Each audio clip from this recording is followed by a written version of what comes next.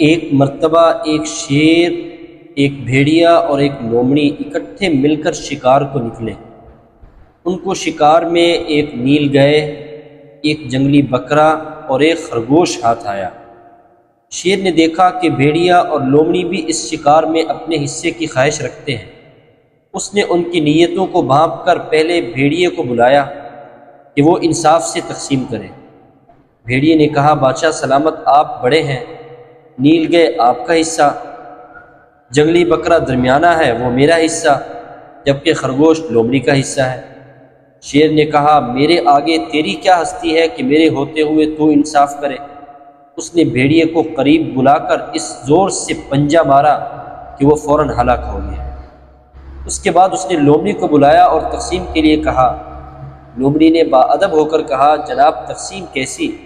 یہ نیل گئے آپ کے صبح کا ناشتہ ہے، جنگلی بکرا دوپہر کو اور خرگوش رات کو تناول فرما لیجیے گا۔ شیر اس سے خوش ہوا اور اس کی انصاف پسندی کی داد دیتے ہوئے اس سے پوچھا کہ یہ انصاف کی تقسیم تو نے کہاں سے سیکھی؟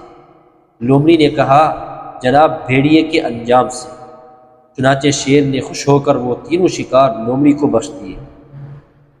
جی تو معزز ناظرین و سامعین، اس کہانی سے ہمیں یہ سبق ملتا ہے کہ ہمیں بھی دوسروں کے انجام سے عبرت حاصل کرنا چاہیے۔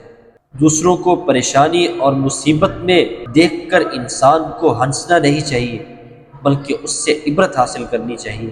یہی عقل مندوں کا شیوا ہے، اور دوسروں کے انجام سے عبرت حاصل کرنا یہ انسان کو انجام بد سے بچا لیتا ہے۔ اللہ تعالی ہمیں سمجھ نصیب فرمائے۔